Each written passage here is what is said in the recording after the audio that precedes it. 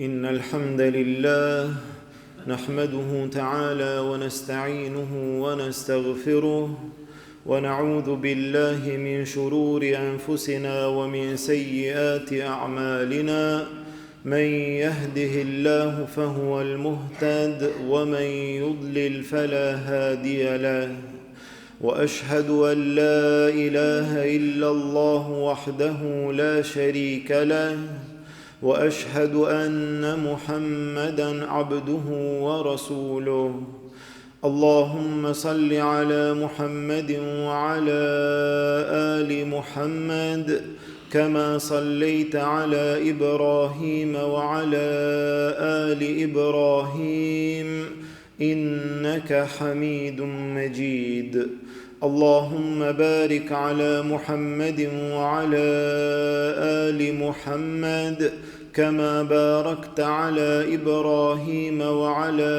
آل إبراهيم إنك حميد مجيد. Falënderimi I takon Allahut Azza wa Jall, atë falenderojmë dhe vetëm prej Tij ndihmë dhe falje kërkojmë.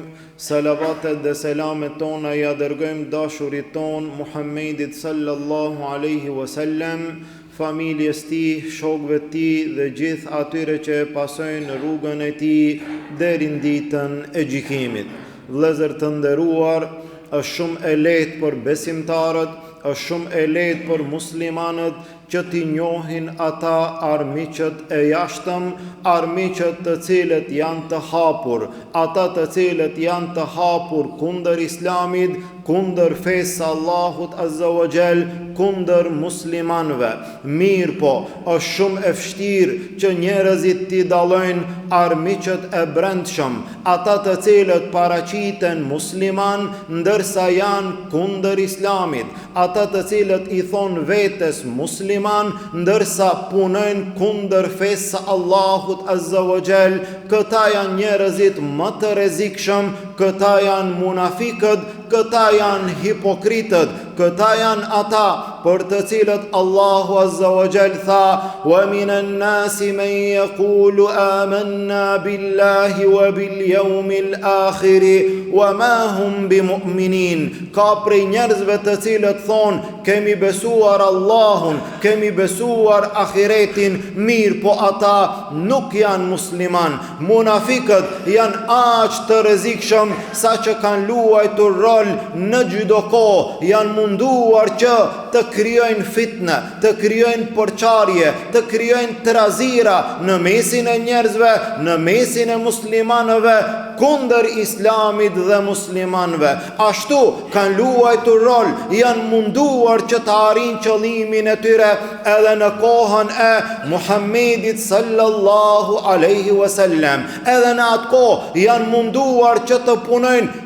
kundër Islamit, të veprojnë kundër Muhammedit sallallahu alaihi wasallam, derisa në një prej rasteve u munduan që të fusin përçarje të madhe, fitnë të madhe kundër vetë Muhammedit sallallahu alaihi wasallam, duke shpifur në nderin e tij. Këta janë munafikët, këta janë njerëz të rrezikshëm. Në atë kohë dhe në këtë kohë rreziku I tyre është I madh, andaj besimtari duhet të ketë shumë kujdes prej lojrave, prej kurthave që ata mundohen t'i realizojnë në mesin e besimtarve. Në kohën e pejgamberit sallallahu alaihi wasallam, pejgamberi sallallahu alaihi wasallam e përgatiti ushtrinë që të niset për në luftë, e kishte zakon që të merë ndonjë prej grave. Në këtë rast e mori Aishen radiallahu anha. U nis pejgamberi sallallahu alaihi wasallam duke u kthyer në rrugën e tyre. Aisha radiallahu anha në shtëpizën e vogël të vënduar mbi deven e saj, ecte me deve e tërheqnin deven besimtarët. Në një prej rasteve u ulën sahabet, u ulën besimtarët që të pushojnë, e zbritën shtëpinë e Aishes në tokë që edhe ajo të pushon. Aisha radiallahu anha e pa që gjatë këtij rrugtimi e kishte humbur qaforen e saj. Doli doli që ta kërkon atë, duke e lip, duke e kërkuar qaforen e saj, erkoha që muslimanët të nisen dhe të vazhdojnë rrugën, duke menduar që Aishaja është brenda shtëpisës së vogël, e morën atë, e vënduan bideve dhe u nisën në rrugën e tyre. Kur u kthye Aishaja radiallahu anha, e pa që besimtarët, e pa që pejgamberi sallallahu alaihi wasallam nuk është prezent, ata kanë vazhduar rrugën, mbeti e vetme. Nuk ishte guxim që të vazhdon rrugën e vetme, u ndal duke pritur që do të kthejnë besimtarët që ta marrin atë. U ul Aishaja që të pushon dhe pret besimtarët që të kthehen. Mirë po, pejgamberi sallallahu alaihi wasallam e kishte lënë një sahabi të fundit, i cili do të përcjell gjendjen dhe do të sheh për çdo rast nëse ka ndonjë gjë që ta lajmëron pejgamberin sallallahu alaihi wasallam. Ai ishte Safwan bin Muattal radiallahu anhu. Vjen Safuani dhe e sheh një grua e cila është duke pushuar. Kush është kjo grua? E pa, ajo është Aishaja radiallahu anha, të cilën e kishte kapluar gjumi. Tha Safuani, inna lillahi wa inna ilaihi rajiun. Kur i dëgjoj Aishaja këto fjalë, u ngrit me shpejtësi, e pa që është duke ardhë Safuani. Tha, nuk më tha asnjë fjalë, nuk më foli fare, më afroj deven që të hypi mbi te. Hypi Aishaja radiallahu anha mbi deve. Safuani e tërhjek atë, janë duke ardhë. Pejgamberi sallallahu alaihi wasallam me sahabet është duke qëndruar në një vend tjetër, është duke pushuar, duke menduar që Aishaja është në deven e tij. Mirë po, nga larg e shohin besimtarët që vjen Safuani. Vjen Safuani duke tërhequr deven. Në atë deve është Aishaja radiallahu anha, bashkëshortja e pejgamberit sallallahu alaihi wasallam. Këtu munafikët e shfrytzuan rastin, këtu munafikët e lëshuan helmin, këtu filloi intriga, kurtha e kokës së munafikëve. Abdullah bin Ubej bin Selulit, i cili filloi që të lëshon fjalë duke shpifur në nderin e Aishës, duke shpifur në nderin e pejgamberit sallallahu alaihi wasallam. Vjen Safuani dhe vjen Aishaja. A thua pse këta dy janë vonuar? Ku kanë qenë një burr edhe një grua? Pse janë ndarë prej të tjerëve? A thua çka ka pas në mesin e tyre, duke e akuzuar Aishën se ndoshta ka rënë në zina me Safuanin radiallahu anhu. Subhanallah, filloi që të lëshon këto fjalë në mesin e munafikëve të tjerë, të cilët pastaj i përhapën fjalët edhe në mesin e sahabeve. Pejgamberi sallallahu alaihi wasallam u kthye në shtëpi bashkë me Aishën radiallahu anha, e cila ishte vonuar me arsye. Mirë po, pas disa ditëve i arriti lajmi për fjalët e njerëzve të cilët flasin për Aishën radiallahu anha. Aishaja dhe Safuani kanë rënë në zina.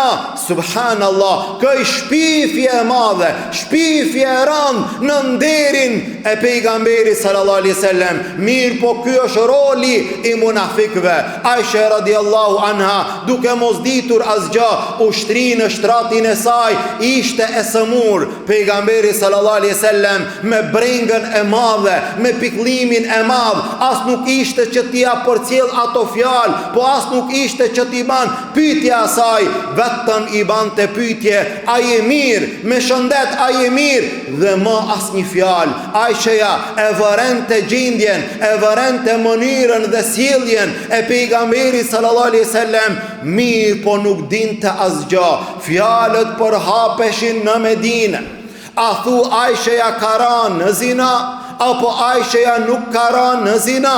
Subhanallah, çfarë shpifje e madhe është kjo, derisa erdhi momenti që pejgamberi sallallahu alaihi wasallam i konsultoi disa sahabet. Çka mendon Usame për Aishën radiallahu anha? Nuk dim përveç se hajr prej saj, ja Rasulullah. Çka mendon Zeynep për Aishën radiallahu anha? Nuk dim përveç se hajr prej saj, ja Rasulullah. Pejgamberi sallallahu alaihi wasallam doli në xhami, u ngrit në mimber tha a ka dikush i cili më mbron mua në nderin tim nga fjalët e atyre shpifësve që shpifin në nderin e pejgamberit sallallahu alaihi wasallam. Pejgamberi sallallahu alaihi wasallam në xhami u ngrit Saad bin Muadhi radiallahu anhu, tha ja Rasulallah, ne do të mbrojmë ty nëse është nga fisi jon, fisi Aus, ne ja hekim kokën atij munafiku.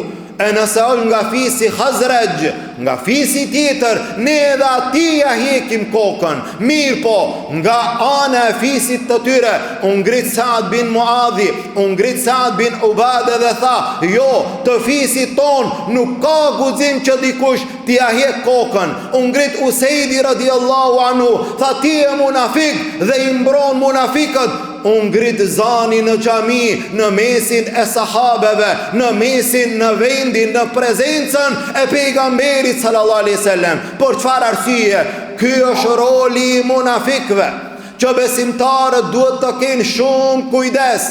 Pejgamberi sallallahu alaihi wasallam zbriti nga minberi dhe i qetësoi sahabët. Pastaj u kthye te Aisha radiallahu anha. Aisha i dëgjoi fjalët, i arriti në vesh lajmi se njerëzit në Medinë flasin, diskutohet për nderin tënd, a kera në zina apo nuk kera në zina. Subhanallah. Aisha radiallahu anha tha, ja Rasulallah, a më jep leje të shkoj të pushoj të prindërit e mi, shkoj të baba, të nana, shkoj të Ebu Bekri radiallahu anhu. Ebu Bekri i qëndron të mbi kokë, nana e vet i qëndron të mbi kokë, ndërsa Aishes nuk ju ndalnin lotët, sa që qajti i rjedhen lotët, nuk u ndal duke lotuar dynet e një dit, vazhdoj duke lotuar për nderin, për dhimbjen e saj që e kapi atë.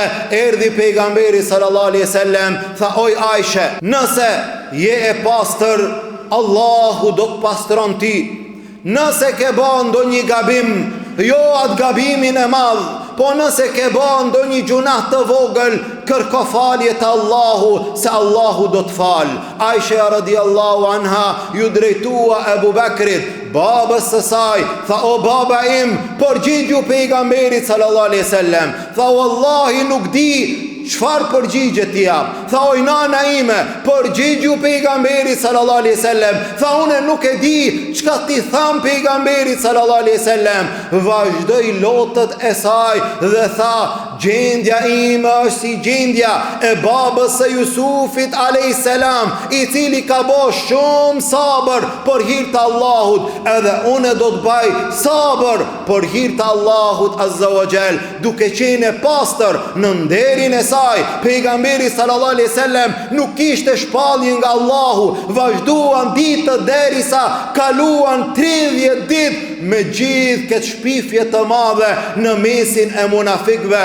Pas gjithë kësaj kohe, pejgamberi sallallahu alaihi wasallam duke qenë në atë dhomë u ul, filluan që t'i dalin djersët, e kuptuan që ati është duke jarë shpallja nga Allahu azza wa jall. Allahu i azbriti disa ajete, atëherë i shkëlqej fytyra, atëherë i erdh buzëqeshja, atëherë i u kthi gëzimi. Pejgamberi sallallahu alaihi wasallam tha, përgëzohuaj Aisha, falenderoj Allahun azza wa jall, nga se Allahu të ka pastruar. Allahu zbriti ajete në Kur'an për nderin e Aishës radiallahu anha, 9 ajete të cilat lexohen prej asaj kohe deri në këtë kohë dhe do të lexohen deri në kiamet. Tha Allahu azza wa jall, innal ladhina ja'u bil ifki usbatun minkum la tahsabu sharran lakum bal huwa khairul lakum. Pejgamberi sallallahu alaihi wasallam i mori këto ajete nga Allahu azza wa jall, u apërcjelli besimtarve, ata të cilët erdhen me shpifje, mos e llogaritni këtë dëm për ju, kjo është mirë për ju. Allahu zbriti ajete dhe pastroi Aishën në nderin e saj, ndërsa ai i madhi, munafiku më i madh, i cili e nisi shpifjen, atij do t'i takon dënimi më i madh. Tha Allahu azza wa jall: "Laula idh sami'tumuhu dhanna al-mu'minuna wal-mu'minatu bi anfusihim khayra wa qalu hadha ifkum mubin." Sikur besimtarët dhe besimtarët kur të dëgjojnë ndonjë shpifje, të mendojnë mirë dhe të thonë: "Kjo është një shpifje e madhe." Sa shpifje bëhen edhe sot, besimtari nuk guxon që t'ju beson atyre, duhet ta ketë parasysh dhe të thotë: "Hadha ifkum mubin." Kjo është një shpifje e madhe.